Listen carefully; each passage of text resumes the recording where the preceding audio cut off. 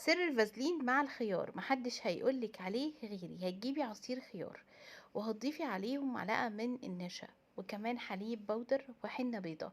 طبعا انا عايزة اقولك ان عصير الخيار ده مهم جدا لبشرتك، لهالاتك، للانتفاخات، للتجاعيد، للتفتيح، لكل مشاكل البشرة حرفيا هايل. وخصوصا بقى لما نضيف عليه نشا وحليب وحنة بيضة. منين اجيب الحنة البيضة؟ بتجيبيها من العطار، هتجيبي بخمسة ب10 جنيه، بس اهم حاجة يكون عطار مضمون. ايه بقى موضوع الفازلين؟ هنضيف ربع معلقة من الفازلين على المكونات اللي قلتلكم عليها.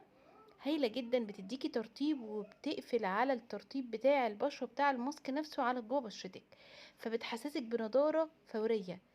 غير ان هو بيديكي لمعة لبشرتك كأنها بشرة زجاجية فعلا، مش كأنها هي بتبقى فعلا بشرة زجاجية. بيشد البشرة وبيخليكي دايما صغيرة وشباب. يلا جربوه مرتين في الاسبوع لمدة نص ساعة.